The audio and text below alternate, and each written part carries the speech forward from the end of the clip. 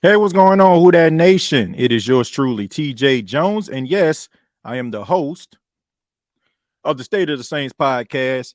Thank you all so much for checking out the State of the Saints podcast, where we talk New Orleans Saints. Really do appreciate your time. As y'all can see, man, I'm at home today. I decided to take the show on the road, take it outside. And the reason why is I actually had a day off at the radio station. For those that know, I work at a radio station, Radio Baha'i, and Baha'i is actually a religion. And every now and then, like they have what they call holy days. So this was actually one of those holy days that they were off today. So I actually got opportunity to kind of chill, uh, get a little honeydew list going. So this show won't be long, man. I got some things I need to do, man. Got some pressure washing I need to do, a few more things, but I did want to chop it up with everybody. Thank y'all so much for being patient. Yesterday, we didn't have a show because my new responsibility at the radio station involves me, doing some end of the month type stuff, paying some bills. So it took up a lot more time. Then we had a new installer that came in and installing some new equipment for the radio station. So didn't have opportunity to do a show yesterday, but I'm here today, and I'm here to talk a little bit about some of the moves that the Saints have made. The New Orleans Saints really have been going in the right direction. This is very unprecedented, the way that they're approaching the offseason on this season, because, every now and then the Saints will actually sign somebody, probably after everything is, kind of settled down a little bit. The market is settled down, but the Saints are really being aggressive. They have been aggressive since the start of this past offseason, when the new season actually started. Bringing in guys like Nathan Shepard from the Jets, bringing in Kalen Saunders from the Chiefs, bringing in Ugo Amadi from Seattle, bringing in Jamal Williams from the Detroit Lions, who led the NFL in rushing touchdowns, and a few more guys as well. But the most recent one is cornerback / safety Lonnie Johnson Jr. Lonnie Johnson Jr. came into the league in 2019. He was a second-round pick out of Kentucky, got drafted by the Houston Texans, played 3 years there, had a really formidable career to start off with. He got another opportunity to sign with the Tennessee Titans, and now he's moving on with the New Orleans Saints. What Lonnie Johnson can bring to the table, number one, is his youth. He's 27 years old, and we know, if you've been following the New Orleans Saints, it seems that they're trying to get younger defensively. I think maybe this could be an indication about what they're going to do with PJ Williams. PJ Williams started his career with the Saints playing corner, was a little bit up and down, a little spotty, especially when it came to him playing on the outside.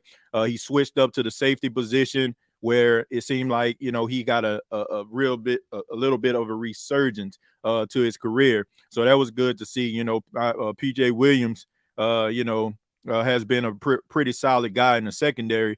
But now you have Lonnie Johnson Jr., a guy who had 6 pass deflections, 3 interceptions in his final year with the Houston Texans. He played in 12 games with the Tennessee Titans. Very respectable. Ugo Amadi, I haven't talked about him, even though he's been with the Saints for a while.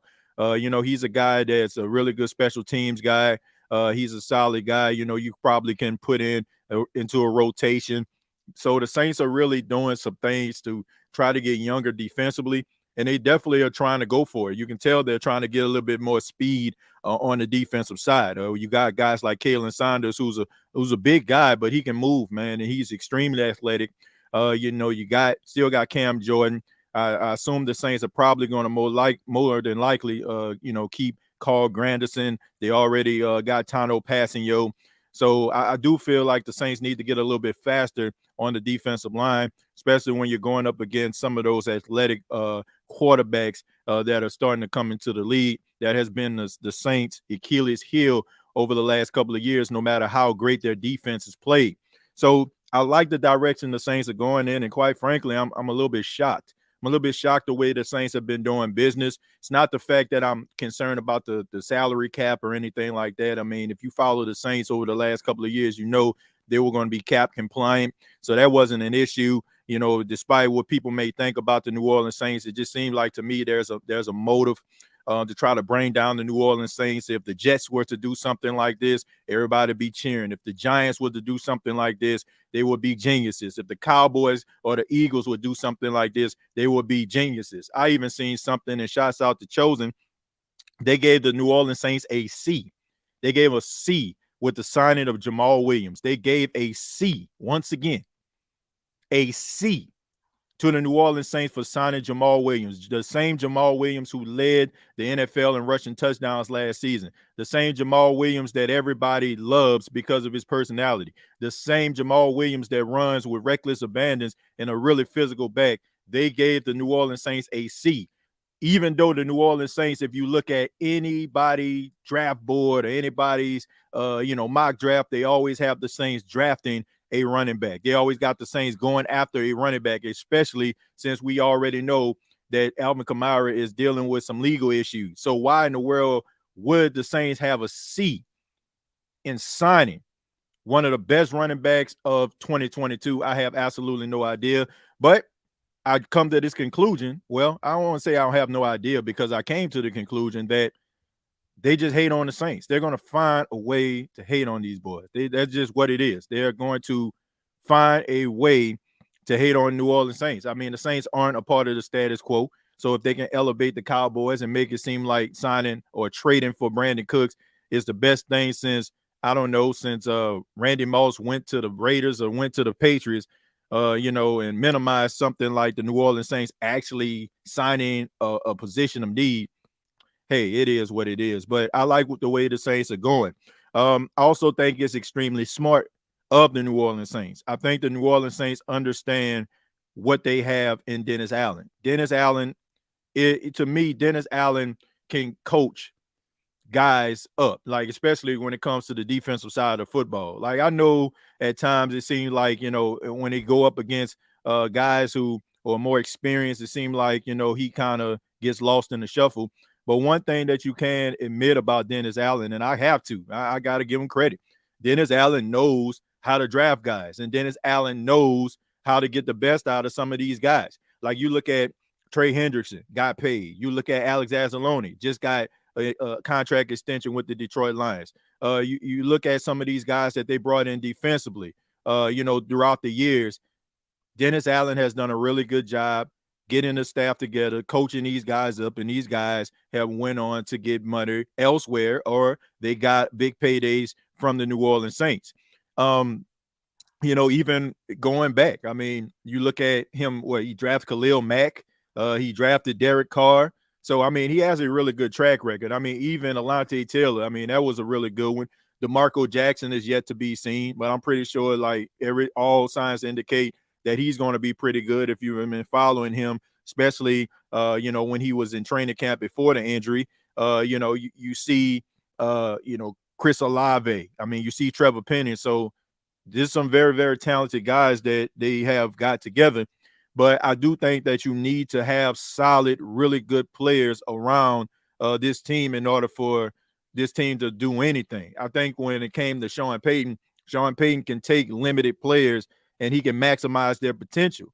I don't think Dennis Allen can really do that, even though I feel like, he's a really good defensive coach. I feel like you have to have a little bit more of a stronger core around Dennis Allen in order for him to really live up to the coaching potential that a lot of people feel that they have. Only time will tell will this thing pan out. If you look around the NFC South, you look at the Atlanta Falcons, they're moving in the right direction, getting Jesse Bates, getting Hollis from the Raiders. You look at the Panthers, who got Adam Thielen, one of my favorite receivers. You got Miles Sanders. They got Hayden Hurst. So nobody is sitting around here laying back and just saying, oh, man, I ain't going to worry about it. This division is trash. I'm pretty sure if we add this and that, teams are really loading up because they know that there's a strong possibility, there's a strong chance that they can win this division. They can win this division. And the Saints, they have to continue to build on that. They got Derek Carr, who they feel like is one of the best free agents that were out there. They acquired him. You got Jamal Williams. So everything is going in the right direction. You got the 1-year deal for Michael Thomas. If he stays healthy, we know what type of monster he can be. I still am a little bit kind of, hesitant, about this wide receiver core, because I feel like you're one injury away from being like it was last year. So I do think that they need to add a little bit more depth, maybe get a veteran receiver and draft another guy. Or, maybe they're comfortable with some of the guys that they actually have on the practice squad. I don't know. But I don't think that you should rest on your laurels, even if guys have shown you something. I still believe in competition. I still believe that you should bring some guys in to compete with some of the guys that you had last year, because who knows? The guy that you may bring in may be the answer to your questions and probably solve some of the problems that you have in your wide receiver room, especially when it comes to depth. So, really good job by the New Orleans Saints so far, understanding where they are when it comes to this New Orleans Saints team. Really just kind of seem like they're absolving themselves of the whole Sean Payton era, which I really enjoy, because if Dennis Allen is going to make a run at this, I'd rather him do it his way, right? That way we want to leave no questions unanswered, right? If it don't work out, it just means that he isn't the guy. But if it does work out, seem like something that you can actually build on. So looking forward to what the Saints are going to do. I assume that they kind of shifting gears for the NFL draft, and maybe after the draft, you'll probably see them probably pick up, one of these other free agents and maybe add some more depth to the team. But you can't be mad at the New Orleans Saints right now. Based on how morale was before the season started, you have to say that morale is much higher, and there's a lot more optimism for the New Orleans Saints 2023 campaign. But let me go ahead and read some of your comments. So let's go ahead and get started. Thank y'all for being here first and foremost. I really do appreciate your time. I'll go ahead and start with Turbo. Turbo says, I can't wait to see Derek play with his new team. Yeah, I think a lot of people are excited about that, Turbo. We're excited to see, can Derek Carr live up to the expectations? Can Derek Carr lead the New Orleans Saints? Some people felt like Derek Carr was, a little bit of, one of those guys that flew under the radar. Given the right opportunity, he can flourish. And as a fan, I mean, you're hoping that that's the case, right? You want him to flourish, because if he does flourish, that means that your team is going to be successful. So I am looking forward to that, to have a quarterback that people feel like can lead the Saints to where they need to be. No knock on any other quarterback, especially like Jameis Winston, but Dennis Allen is more comfortable with Derek Carr. Derek Carr is the starting quarterback of the Saints. So he got my support because I'm a Saints fan. And I'm not, trying to, have this debate about is he better and all that kind of stuff there. That's kind of not my thing. Like some people want to have that debate. That's fine. I think that is a really good, is good back and forth banter. But at the end of the day, Derek Carr is the guy, and he has my support. We still don't know what Smoke Monday is either. If he a dog, we struck gold. Well, I don't know. I don't know what Smoke Monday is. I haven't seen him play. I just think that, to be honest with you, and I keep on saying this, I think that a lot of people fell in love with Smoke Monday, number one, because of his name. And number two is the fact that he put that video out, him passing Mercedes-Benz Stadium, saying he going to see him twice. And I just think that, people just kind of fell in love with him. I don't know what type of, player that he is. He might be, the answer to the safety position, or he might get beat like a Persian rug consistently. I mean, I just don't know. But I do know a guy like Lonnie Johnson Jr. has proven himself and has been a really solid safety. Ugo Amadi has been a pretty solid safety on special teams. I only can go by what I actually seen guys do on a professional level, not TikTok videos or having a name, what I'm saying, that's very catchy, or, that people can kind of roll with, and seems like, because of the name, he's a dog. It's like, for example, like, if you're looking at UFC or something like that, and somebody's name is Brock Tatum or something, like, oh man, Brock Tatum, your name Brock Tatum, you must gonna knock somebody out, right? I don't know exactly who Brock Tatum is, but that was the first name that came to my mind. Sounds like somebody that's very intimidating, right? But he might get into the octagon and get knocked out cold. So Smoke Monday has to prove that he belongs in the NFL. Right now, he's just a guy with a good name and a TikTok video that got everybody riled up.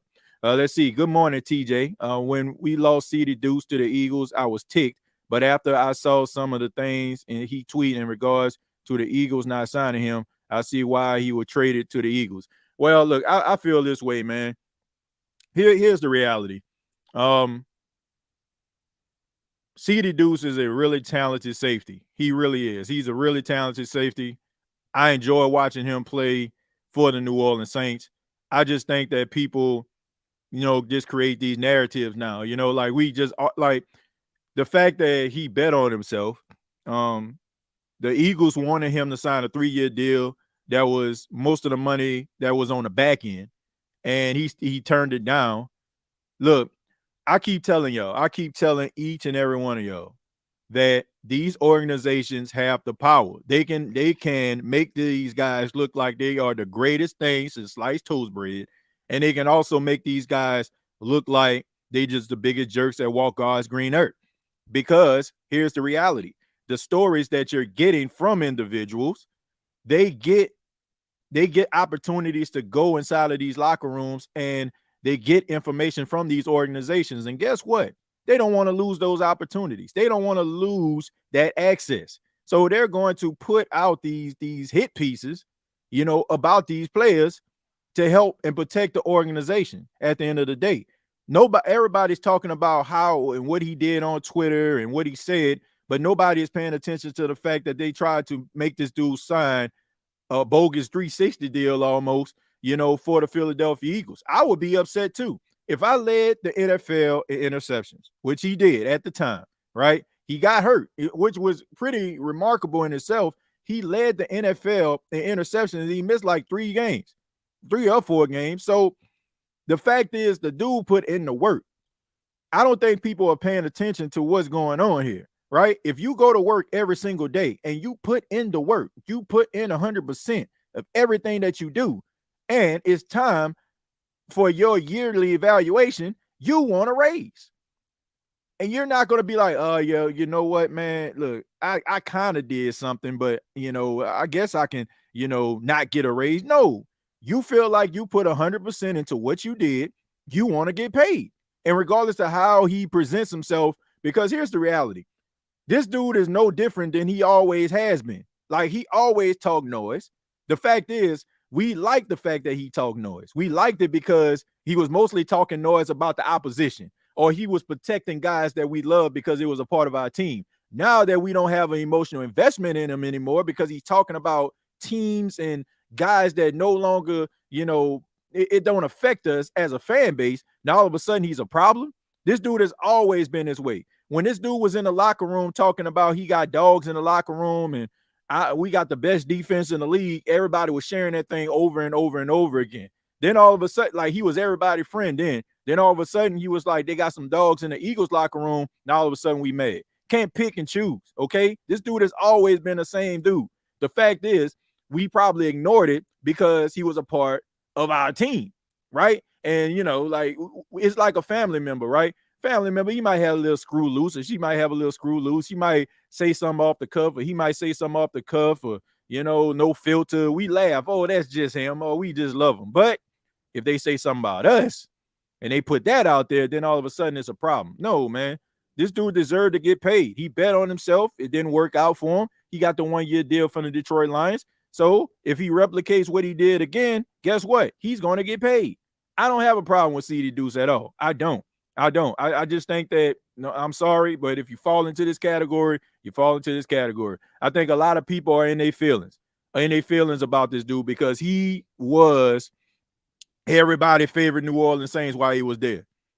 But guess what, man? It ain't no fun when a rabbit have the gun, right? When he talking about the Falcons or he kicking the Falcon logo, oh, man, go CD, go. Then all of a sudden he say something about our favorite team, and all of a sudden we don't like him no more. Nah, man. This dude has always been the same dude. Always been the same. Like, dude just loyal to his brand. Like, whoever he with, he loyal to him, right? But, I'm saying, his loyalty has a condition, which these teams, if you think about it, their loyalty has conditions too. You will get paid. You will be our favorite guy unless, you tear your Achilles or you tear your ACL or you have an ankle injury. And all of a sudden, you're not our guy anymore, right? You know what I'm saying? Money, you want money? Oh, man. No, man, that's a problem for us. And then all of a sudden, here come the hit pieces, you know what I'm saying, from the do boys around the NFL. Sorry, if you fall into that category, then that's who you are. If you're not a do boy, then I'm not talking about you. But that's just the realization of it, man. That's the power. That's the power, folks. A lot of the stuff that you're reading and you come back and you say to me or you say to your friends, a lot of this stuff is hit pieces. You ever always wonder, like, how is it that these players always, look like divas, or they always look like whiners, but the organization themselves never look bad. They always absolved of everything. Nobody says anything about the organization. Like, he'll say something about Bill Snyder or something like that, all that stuff going down. But at the end of the day, every now and then you might have, organizations or something happen with the owner, or, it might talk about it for about 2 days and then the next thing is gone. Y'all remember that situation with Arthur Kraft, at the massage parlor? I mean, that should have been a big deal, right? That should have been a big deal. But Deshaun Watson at the massage parlor is on HBO Sports, is on Fox Sports, is everywhere, right? Same situation, same thing happened, but one guy just so happened to be a billionaire that owns a team, and another guy is basically at the mercy of any organization that he belongs to get money. That's the reality, folks. So, let's be real about this. CD Deuce is who he is. Go back to the beginning when he first got drafted by the New Orleans Saints and look at him now. Same dude, same exact dude. There's no difference in CD Deuce now than it was back then. The only difference is you have no emotional investment in him because he's no longer a Saint. So everything he does now is like, oh, that's why the Saints did it. That's why the Saints did it. Nah, man. Dude always been that way. Always. Sorry, folks. Sometimes people say stuff that you don't like. Brock Lesnar and Channing Tatum had a baby, bro. I don't know, is that what I was thinking about or not, but just the name Brock itself, man. I mean, look, Brock it sounds tough, you know what I'm saying? Like, you just set you up for success, Let's see, TJ, what you think about trading up for Nolan Smith? Hope Saints don't get they prototype defensive end time to try something different. Well, I'm gonna tell you what, man. If you follow Dennis Allen, Smoke, I mean, he always does that. Like the new, like a lot of people aren't paying attention to this, but that breed was Khalil Mack. And who was the first person to do that? I want to say it was DA. When Khalil Mack was coming out of Buffalo, he was a smaller guy, and people were wondering, like, man, he's a much smaller guy. How is he going to be able to rush the quarterback? Blah, blah, blah, this, that, and the third. And DA took a chance on him. And as y'all can see, Khalil Mack was elite. Still is, you know what I'm saying? A little bit older, but he's been a record, you know what I'm saying, a force in the National Football League. So what if I'm the New Orleans Saints, would I trade up for Nolan Smith? Absolutely. Nolan Smith, like him and Van Ness out of Iowa, probably two of the best pass rushers that you probably have. You know what I'm saying? Early in the draft. Like Nolan Smith, I don't think people are really talking about him as much because he got injured at Georgia. He didn't play in the national championship game. And I just think that sometimes, it's kind of out of sight, out of mind. And at the combine, he reminded people how athletic and how freak of an athlete he is. And I think that because of that, his talent was never in question, right? It was just an injury, and can he bounce back from it? And out of sight, out of mind. You go out there, you put on a really good combine performance, which he did. Now all of a sudden you're going up the draft board. Would I trade up for him? Absolutely. I would give up that 29th pick, and I would give up a 3rd round pick for Nolan Smith because I feel Nolan Smith can be what we wanted Davenport to be, what we wanted Turner to be. He fits that mold. And I always say these smaller pass rushers, or what they calling them now, edge rushers, they're giving them like a title now. It used to just be DN, right?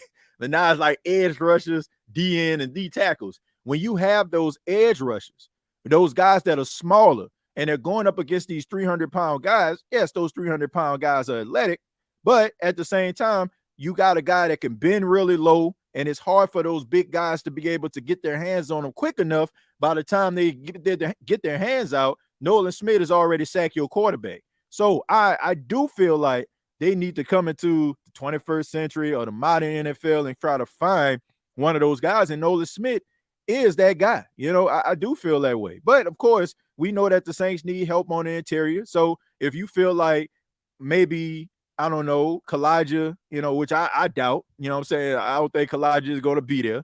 But a guy like Elabawe is going to be there, or Sika Ika is going to be there. One of these other guys. If you feel like they're going to be there at 29, then don't move up. But if you feel like Nolan Smith can change the fortunes of your franchise, which I feel like he can, I say move up. I think that would be a smart decision. I think the Saints need to get faster on the line. I think that has been a hindrance to the New Orleans Saints, especially when they go up against guys like Jalen Hurts. And when you go up against guys that can move around in the pocket, I mean, the league is only going to start getting more and more guys like this, because now everybody is trying to scramble out of the pocket. Everybody got to be able to move. Now, you ain't got to be Vic.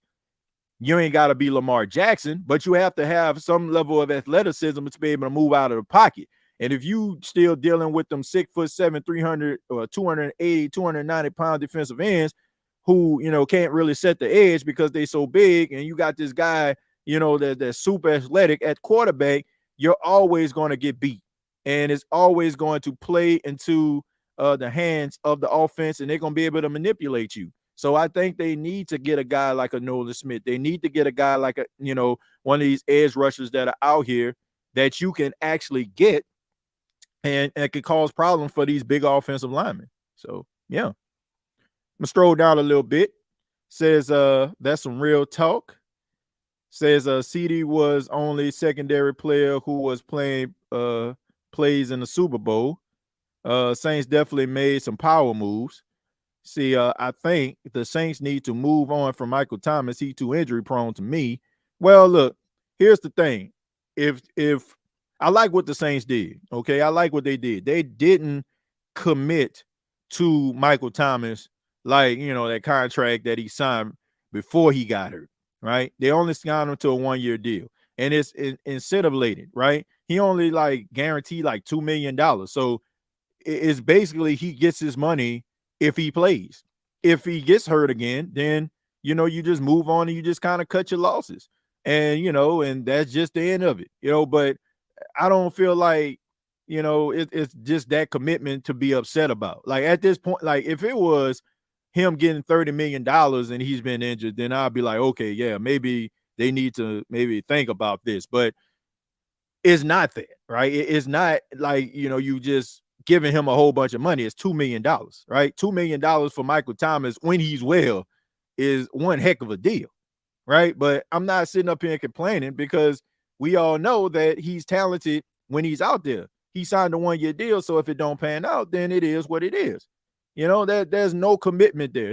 There's no commitment to Michael Thomas to a point where anybody should be upset or frustrated or talking about, man, it's a waste of money. $2 million, nah.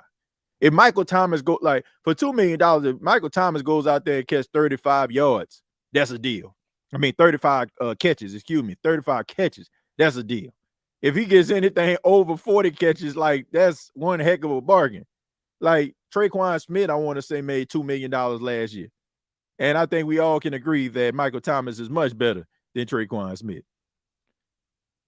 We are making moves. It's time for the guys to put in the work and produce. Help will be a major obstacle this season. If we stay healthy, we will ball. Well, that's always the key. The battle of attrition is the constant battle that teams go up against. You go up against opposition, of course, but the battle of attrition is something that you're constantly battling. And if the Saints can win that, and they have not, to be honest with you, for for the last 3 years, but if they can somehow keep it together, they should be, playoffs. And if they go to the playoffs, and if you play, the way that you played some of those games last year, I mean, who knows?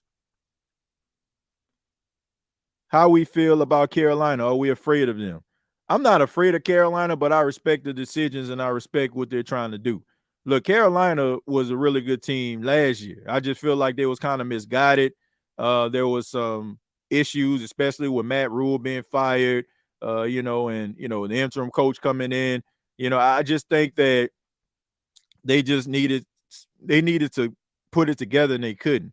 Like this is a young team. They're talented. They got the right coach, in my opinion, and they're going to get a quarterback. They're going to get the best quarterback that this draft has to offer. So to just kind of just roll your eyes at Carolina, I just feel like that would be a big mistake. Carolina has always been a threat to the New Orleans Saints. Like if you look at the division, like over the years, it's always been the Saints and Carolina for the most part. Atlanta and Tampa was always the teams that are just trying to keep up, watching what Carolina and what New Orleans doing to try to combat it, right? The Saints go out here, get a high-powered offense. Here come Julio Jones. Here come Calvin Ridley. So they always kind of just been following that type of blueprint. But Carolina has always been right there with the New Orleans Saints. They've won consecutive division titles in a row. The Saints have won consecutive division titles in a row. The overall record is pretty much, a wash. I want to say Carolina maybe got a 1-game lead over the Saints now. So it's always the Saints and Carolina. So I always respect Carolina. It would not surprise me, to be honest. It would not surprise me if Carolina win this division, because Carolina could have won the division last year and they won remotely as good as they could possibly be this year. So, yeah, I definitely feel like you should have a level of respect for Carolina and not just roll your eyes and be like, oh, man, it's Carolina. Nah, Carolina beat the Saints twice, right? They swept them this past year with a quarterback who only threw for 43 yards. So we know the next quarterback they have is going to be much more talented than Sam Darnold. And so I say if you're looking at Carolina and just kind of just rolling your eyes at them, I think is a huge mistake. Let's see. Getting a pure pass rusher would be on point, given we have a top 5 secondary. Those two levels of the defense goes together. Yeah, look, I definitely think that you need some guys that can get home. A lot of times, the Saints, they give up some of these plays is because these pass rushers can't get home, and they go hand in hand, like you just mentioned. Sometimes, you can get coverage sacks, right? Because the guys are covering so well, and it's giving opportunity for the defensive ends and the tackles to get to the quarterback. But you definitely want to get yourself some guys that can cause problems. Like I would love for the New Orleans Saints to be able to do what the Eagles did last season, getting 70 sacks as a group. I would like that. And it makes it much easier for the secondary, because when you have pass rushers like that, it speeds up the clock in the quarterback's head, and it gives the secondary an opportunity to get their hands on some interceptions. Now, I don't know what the Saints did last season, but they definitely need to get better because they needed more turnovers. The technique was really good in the secondary, but it was just something about them not being able to come down with the football. And that's something that was very, very alarming. So hopefully they can replicate that, by adding Robinson, Coach Robinson from Arizona, to come in to help with the secondary. He has a really good track record at improving the secondaries of the teams that he's been with. So that's what the Saints need to do. They need to be able to generate some turnovers, and they definitely need to start speeding up the clock of the quarterback. It was way too much time where the quarterback could kind of go through his progressions 2 or 3 times, and the Saints just start off way too too late when it comes to like getting pressure on the quarterback. Like the first 5 games, it seemed like sacks are few and far between. Then all of a sudden, like around week 7, week 8, then next thing you know, like they speeding up. But I mean, if you look at those 5 games, you 2 and 3. So they need to find ways to start early and get that motor hot running real quick at the beginning of the season, not towards the end, right? Let's see. All these things we say need to be replaced within the organization. I'm screaming, replace the medical staff. Yeah, it seems like they have an issue with the medical staff, or people talking about the medical staff. I've heard that they, made some changes when it came to the staff. So hopefully that can help improve. But sometimes, man, is unfortunate. It's just unfortunate sometimes. Guys get hurt, and the Saints have the Saints have been on the receiving end of some bad luck when it comes to the injuries, man. So hopefully that can change this season. Facts. If he works out, we got production for cheap price. If not, no harm, no foul. It's a win-win. Yeah, I'm like, look, I understand your issues with Michael Thomas. I mean, you only played like 10 games in like 2.5 seasons. Like that's not a good look, right? That's not a good look at all. But like I said, it's $2 million. It's $2 million. So if it don't pan out, it just don't pan out. TJ, I hear we have 16 to 17 million in cap space. I say we use some of that for a new medical staff. What say you? Uh I don't think that is a conjunction with the players, but yeah, I think that if you can get better, on the medical staff, and you want some input, you want your players to be happy, right? You want your players to feel like they matter. So if it's an issue, then you definitely need to address that.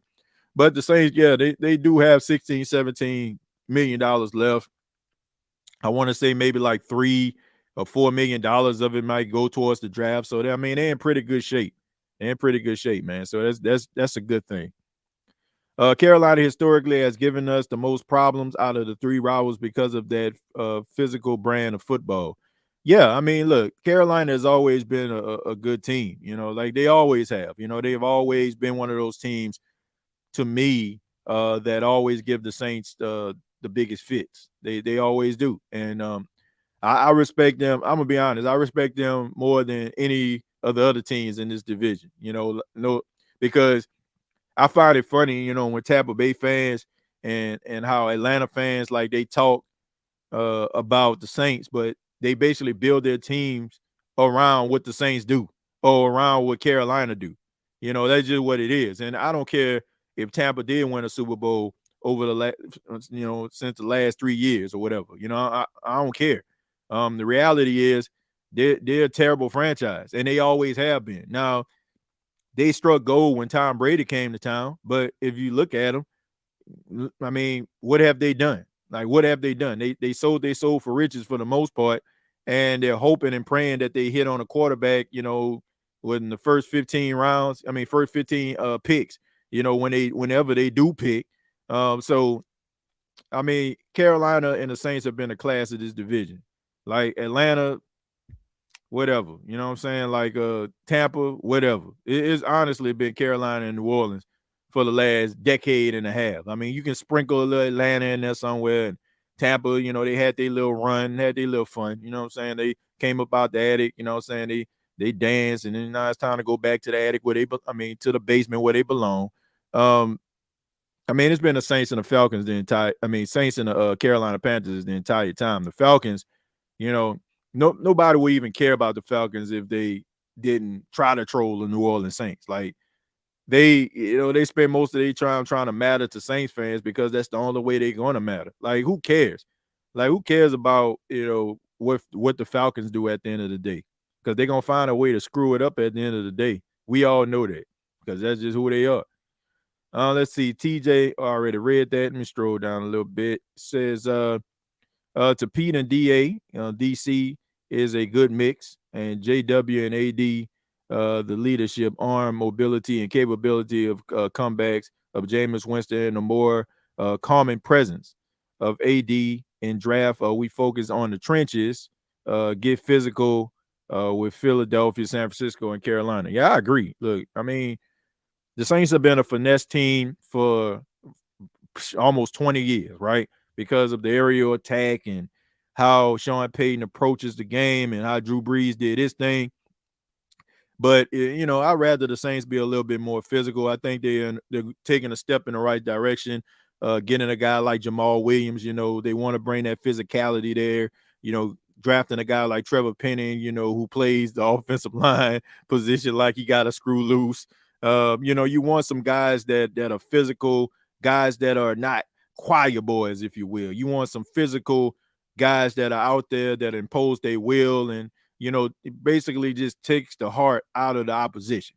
And most times, you get that from defensive minded coaches. So hopefully this can be, a team that is physical, a team that, teams are afraid to play, or, they know it's going to be a long day going up against them. Now defensively, it has been, but even though I feel like the defense is really good, I still feel like they lack they need a little bit more physicality. Like they're physical and they're smart. They are where they need to be more times than not. But that physicality, I feel like that's something that lacks. Because if a big play happens, it's coming few and far in between, and that's the shock value of it, right? But I just feel like they need to get a little bit more physical. They're a really good defense, don't get me wrong, but you can be a really good defense and not be physical. And I think that they're almost there, but I just think that they did a little bit more physicality. Let's see. Carolina, possibly a quarterback away from solidifying that division spot. We can't take no one lightly. They not gonna lay down. They know it's up for grabs. Yeah, everybody knows it's up for grabs. I mean, even Atlanta. Atlanta making moves. They're using that checkbook. I mean, they basically trying to make the Atlanta Saints, but they're using that checkbook. I mean, between Terry Fontenot and David Onyemata and Caden Ellis, and I mean, what were they? They're the Atlanta Saints. So at this point, an Atlanta Falcon fan can't tell me nothing, because if you find success going forward, you basically built that on the shoulders of New Orleans Saints coaches and players. So what can you possibly say to me? So I just feel like that's just ridiculous, and that also just basically give my argument more merit. They watch what the New Orleans Saints do and say, yeah, we need to get some of that. So, hey, let's see. Hey, TJ, looks beautiful out there. Are the Saints more likely to trade up or down this draft, or neither? Was Sean was the one always wanted to trade up? Look, I mean, I don't know. I don't think it had nothing to do with Sean Payton alone. I think that it was a collective effort, a collaborative effort. I feel like if they're going to move up, I think it was Mickey and Sean, coming to that conclusion. But if you feel like the right guy is there, if you feel like the guy that you're going to draft is going to benefit your organization for the next 4 to 5 years, I say do it. If the Saints trade up to try to acquire Nolan Smith, I'm not mad at that. If they try to trade up to try to get Von Ness out of Iowa, I'm not mad at that.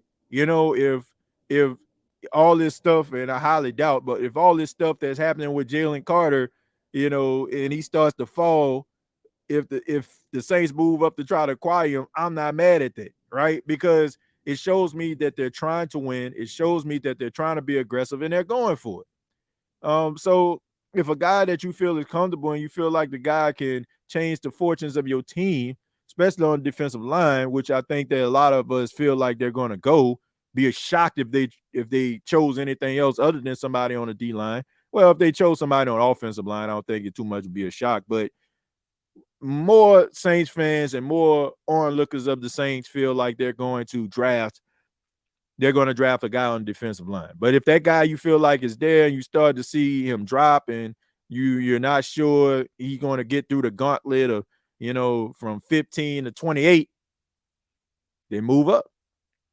But I won't be mad at him. I mean, I respect the hustle. I don't respect not hustling at all. Buy Carr jersey now, and see how he performs.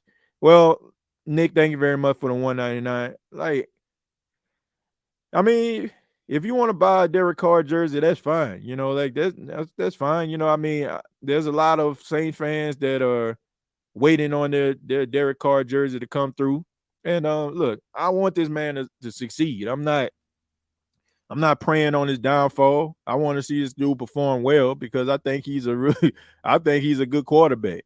I think he's good, and I think that he's much better than a lot of people give him credit for. Carolina is our main rival and has been for years. It's no longer Saints Falcons. I get way more excited about Saints Panthers. Look, I'm not gonna go that far. The Falcons are the Saints rivals. Like, Carolina is not the Saints' biggest rival. Now, if we're talking about the team that poses the biggest threat, Josh, then I definitely agree with you on that, because it's always tough, and it always seems like, for the most part, if the Saints are playing the Panthers, is more than likely some divisional implications behind it, right? The team that probably wins is probably gonna win a division. More times than not, right? I mean, Tampa has won a division, over the last couple of years. Okay, whatever. But for the most part, it's always been Panthers undefeated or something like that, and the Saints have to try to take them down, or vice versa. Or, I mean, it's always been a phone booth type battle, right? You know what I'm saying? Like it's just what it is. Like you think about this, Muhammad Ali, a lot of people feel like his biggest rival was Joe Frazier, right?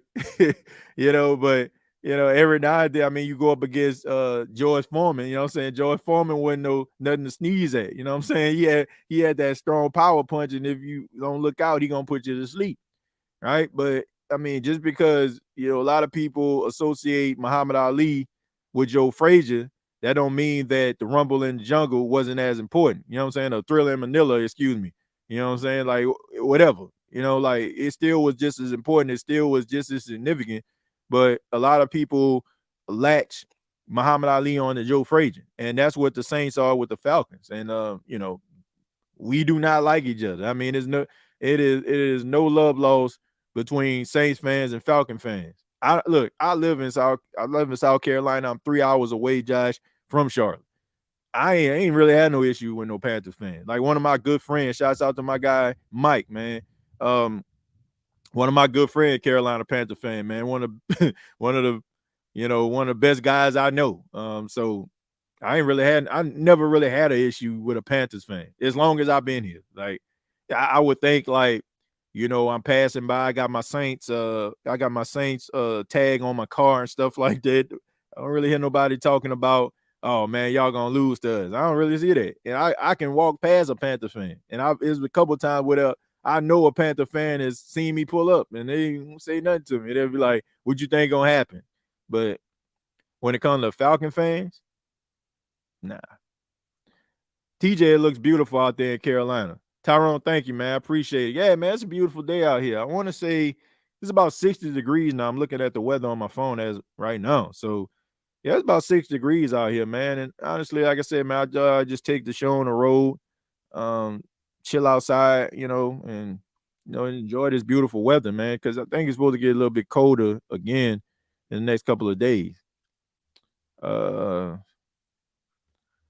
Even with signing Mike T for $2 million, I think that we should still draft a receiver mid in the late rounds, maybe Jordan Addison, Keyshawn Butte, or Matt Landers. Well, here's a problem with that, Justin. All those guys that you name are going to be gone by the mid rounds. That's why I say, looking at guys like Tillman from Tennessee, Bryce Ford Wheaton from West Virginia, guys like that. Like I feel like are going to be there around the 4th or the 5th round, where I feel like the Saints are probably going to try to get a wide receiver. Bryce Ford Wheaton to me fits that mold. Cedric Tillman fits the other role. You know what I'm saying? I feel like those guys are two individuals that are possession receivers, big body guys, can control their body in the air, can get those 50-50 balls. And also, man, you got to take into account, I mean, the Saints still got Dejon Dixon 1 year removed from his, being a rookie. And also, man, they got a couple more guys on the team, you know what I'm saying, that we've seen, make some noise. So maybe they can take that step forward. I don't know, but I definitely agree with you on that. Like, you shouldn't go into the season saying, oh, we got Michael Thomas, we're going to be okay. Like, even if Michael Thomas ends up playing the entire season, great.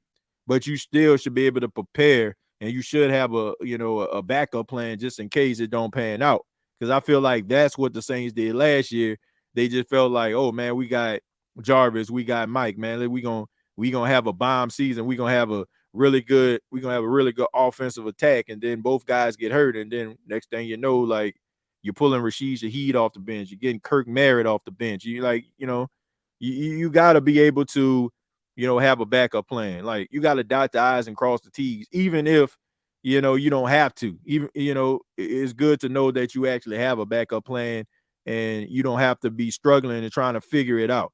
I feel like that was one of the biggest issues with the New Orleans Saints. I think that they had a plan and they had to change the plans, right? And they were trying to make it seem like, oh, we got everything under control, but in some instances, it felt like they didn't. Like you can really tell, like they were trying to make moves and doing stuff in the midnight hour, if you will. Like the whole Taysom Hill thing. Yeah, Taysom Hill is our tight end. He's going to be a tight end this year. I want Taysom Hill on the field. Like I don't like him next to me and all that kind of stuff. But then we look at it, Taysom Hill is basically doing the same thing in 2022 he was doing in 2021. Like you got to have a plan. You got to have a plan, man. And I hope, and it looks like they trying to have a plan this time around. The first rival I ever really got to witness was Dallas and San Francisco. Yeah, I mean Dallas and San Francisco. Yeah, that definitely was a rival. Probably because both teams were really good, especially in the '80s.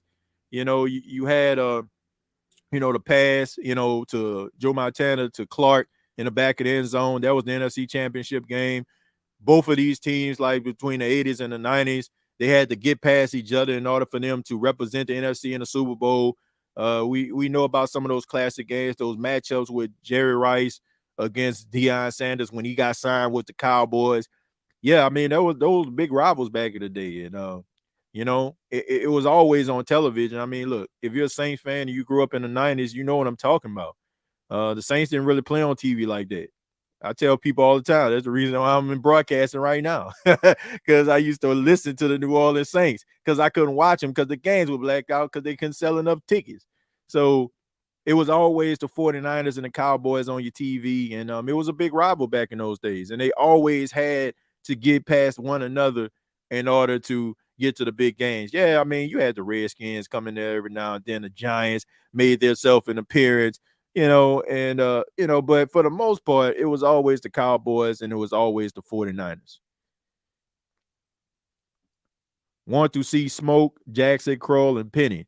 Yeah, I mean, look, I forgot about Lucas Kroll. I ain't gonna lie about that. And I also, man, that made me think about Lucas. Since we talking about Lucas Kroll, that made me think about Foster Monroe out of LSU and got drafted by the Raiders. I think he came for a visit.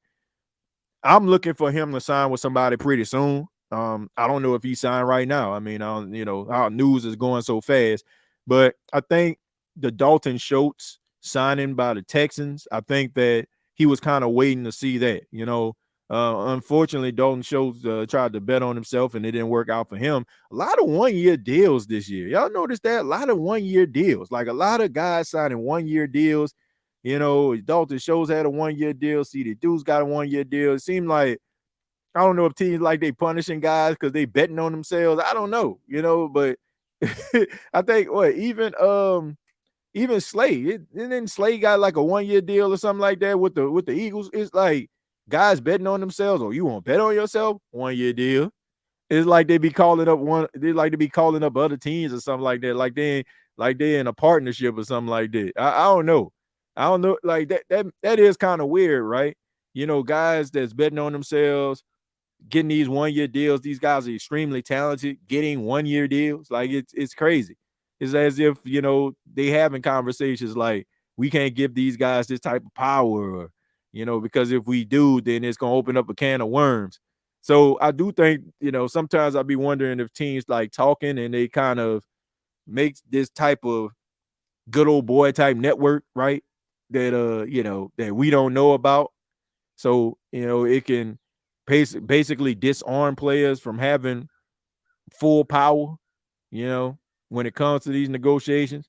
I do feel like, whatever the CBA is, and I think they need to rip that stuff up because it is way more owner friendly than it is player friendly.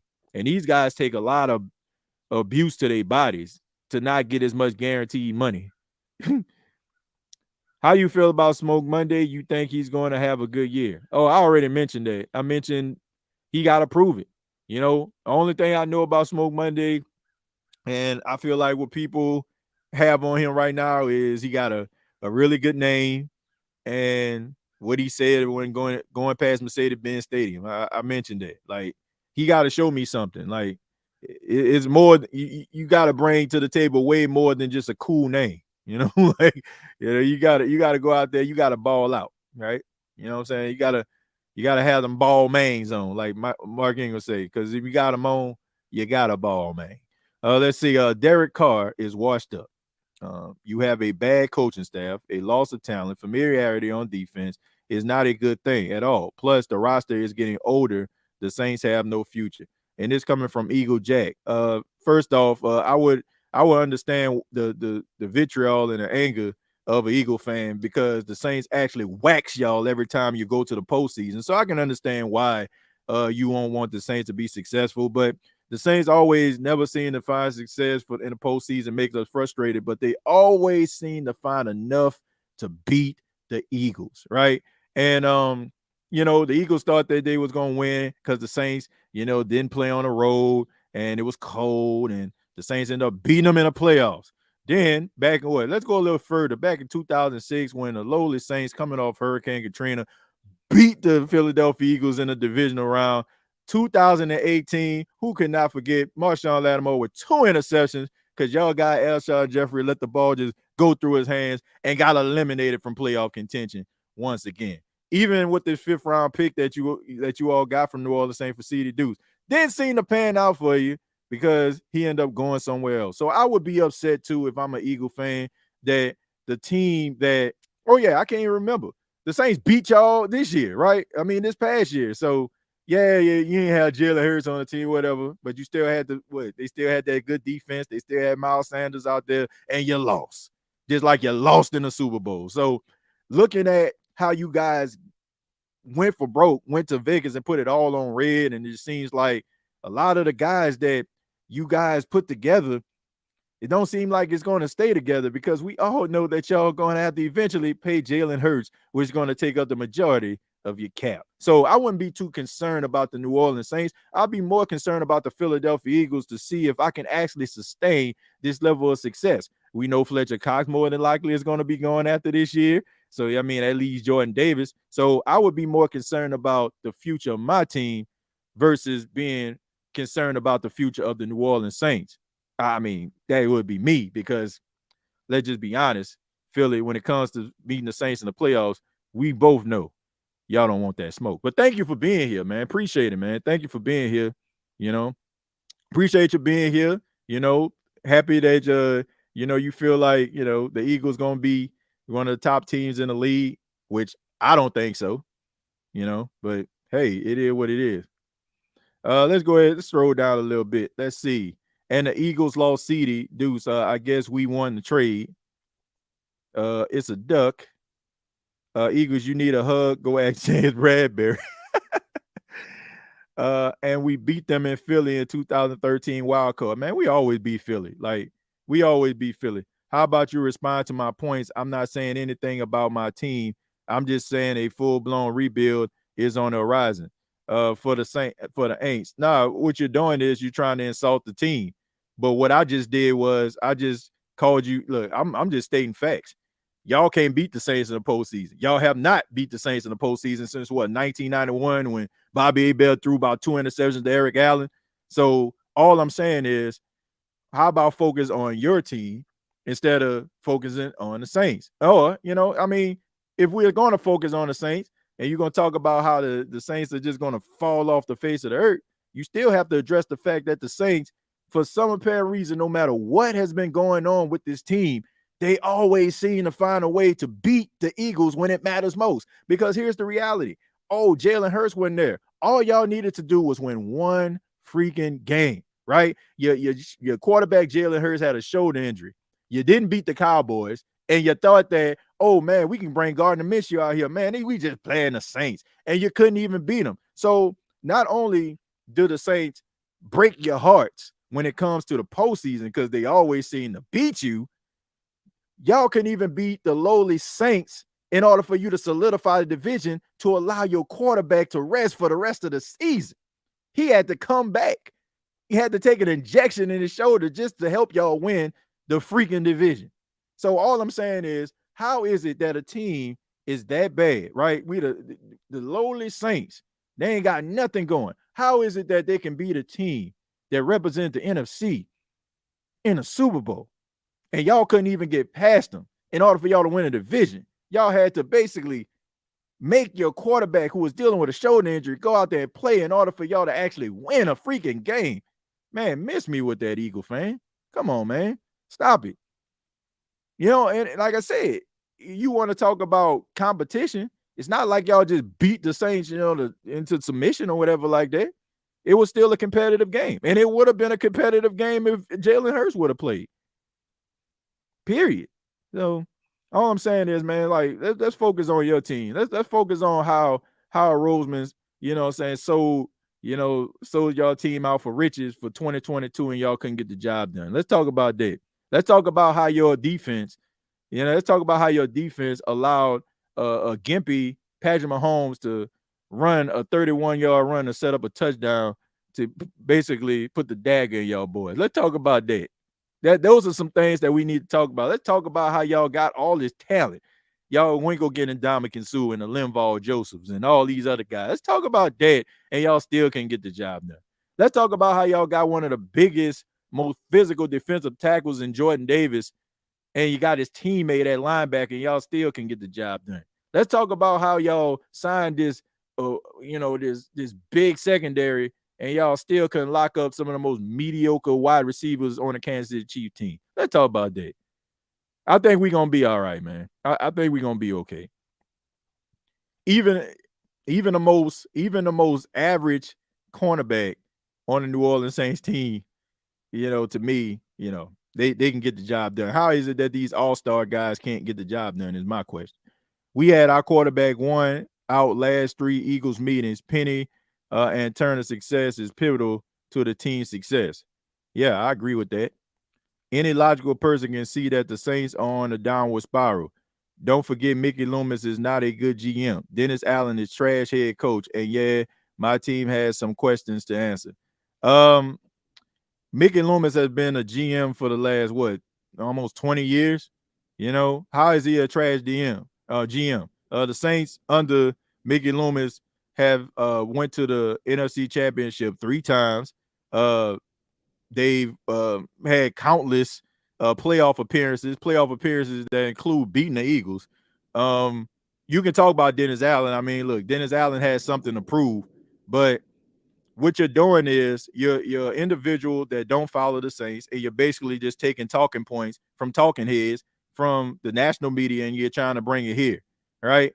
All I'm saying is, if the Saints are on a downward spiral, how is it that the team on the downward spiral still can beat the team that represents the NFC in the Super Bowl? I'm just wondering. That lame coach that you're talking about, the loser that Dennis Allen is, put a team together to beat you all and to make sure that your quarterback has to play the following week for you to win the division.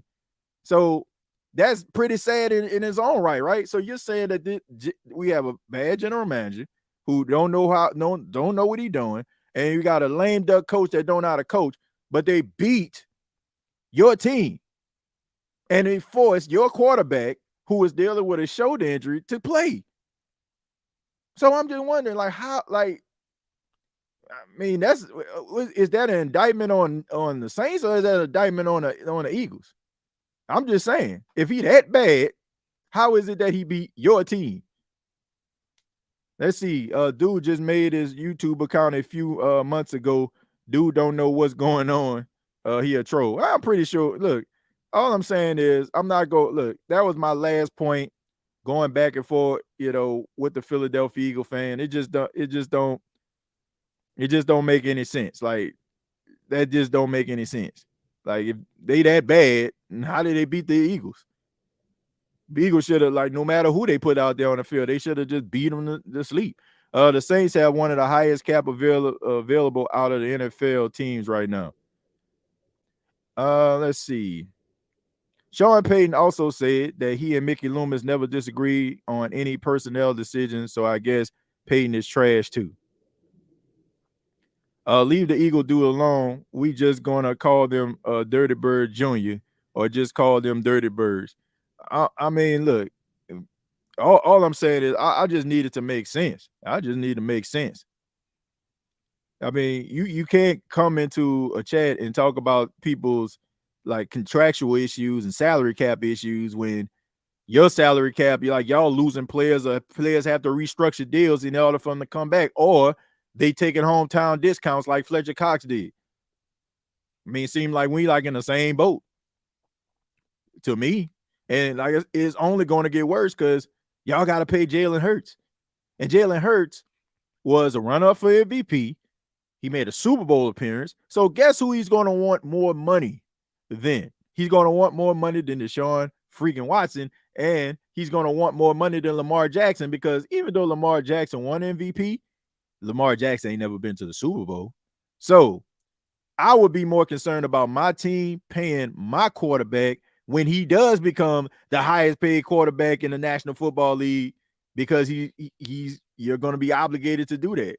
So, good luck with that. Y'all really be in the other team chat trying to make yourselves feel better about the lack of success your team had. Well, look, they can go to other chats, but don't come up in here. Don't come up in here talking that noise. See, we don't just know Saints football over here. We follow NFL football. I can interest you in the Gumbo Pie Sports podcast where we talk about other NFL teams. So I follow what's going on with your teams, right? I ain't just going up here just throwing out a whole bunch of nonsensical situations. I'll hit you with the facts. Facts is the Philadelphia Eagles are in the same situation. They have to pay players just like the Saints. So coming up here saying, what y'all gonna do? Oh, we suck. He sucked. They suck. The world sucked. Okay. Miss me with that. Okay. Those are opinions. The facts is the New Orleans Saints find a way to beat the Eagles when it matters most. Saints have been one of the best drafting teams under Loomis. That 2017 draft class is one of the best ever. Let's see. You come on here, you better be ready to battle. Yeah, man, at this particular point, it's all opinionated stuff. Where I see. Don't hit me with no opinionated stuff, right? He sucked, they suck. Like, what are we, 5? Like where's the, same situation if you ask me. With these free agent additions, we are in good position to draft some quality guys at several positions. Let's see. Philly replaced Miles Sanders and Rashad Penny. That's going backwards if you ask me. Well, I like Rashad Penny. If he healthy, I mean, he pretty good. Bruh, check the Saints draft since 2017. You clearly don't do your homework. Some extremely talented players have come to the Saints because of Loomis. Look, like I said, I'm not really too interested in a bunch of like he suck, they suck. What he gonna do? What they gonna do? How we gonna do this? Man, whatever. I'm not too concerned about that at all. But I do want to say thank you all for checking out the State of the Saints podcast. I really do appreciate it. Don't want to end on this note. So if somebody can ask me a Saints related question, I think I'm good on the I'm good on that other stuff. TJ, on another note, do you think Zach Bourne ready to start? Thank you, Billy. Yeah, do I think he ready to start? He should be. I mean, he been in the league about 4 years. This will be his 4th year. So yeah, I would think that he would be ready to start. Definitely want to bring somebody in to compete with him. Hopefully DeMarco Jackson can be that guy. Hopefully they probably can bring in some other guy, draft another individual, to make it competitive. But look, Zach Bourne to me is who he is. I also feel like the Saints aren't using him the right way. Who knows? Zach Bourne could have done what Caden Ellis did on his way out. I do look at Zach Bourne going to the University of Wisconsin. He wasn't a traditional linebacker. And it seems like the Saints are trying to make him a traditional linebacker versus being a guy who can get pressure on the quarterback, try to sack the quarterback. I feel like maybe, look, this is last year. Like, give him something that he's comfortable with and see how it works. Like, see if he'll be able to get some sacks. See if he can get close to double digits. Give him opportunity to be what he has been throughout his collegiate career and what he probably could have been, in an NFL career. So let's just try to see what we can do with that. I always say, like, those linebackers, smaller guys, the edge rushers, those guys are pretty fast, and it gives these offensive linemen fits. Now, every now and then you'll go up against a super athletic linebacker. I mean, not linebacker, left tackle, like a Laramie Tunzel or Teron Armstead, but those guys are kind of few and far in between. All starting left tackles to me have a certain level of athleticism, but some of them are more athletic than others. Let's try to see what a guy like Zach Barnes can do. But thank y'all so much for checking out the State of the Saints podcast. I ask that you hit the like button. Shouts out to the Eagle fam. You know, I mean, this is shark infested waters that you can swim up in. But I appreciate you stopping by, man. I mean, it's much love to everybody. I just feel like if you're going to bash a team, man, you got to come correct. You got to come with some stats, some analytics, some something. All right. But speaking of analytics, tomorrow on the State of the Saints podcast, we're going to have Jameis One of One on the show. Jameis One of One. This be like his third time coming back to the show. He says it can't miss. So he got some information that he wants to share with the Who Dat Nation in regards to Jameis Winston, something that he's been working on. So definitely don't want to miss that. A lot of things that he wants to talk about. So keep it locked here to the State of Saints podcast on tomorrow. Once again, Jameis 101 to be here. Also, you can hit that like button if you enjoy the State of Saints podcast. Previous episodes available on Apple Podcasts, Spotify, iHeartRadio, Anchor FM. Also on Megaphone. Shouts out to the Belly Up Sports Podcast. That is the new home of the State of the Saints podcast, Belly Up Sports Podcast Network. Y'all check them out, man. They got a lot of solid, credible, really good reporters and podcasters on there doing their thing.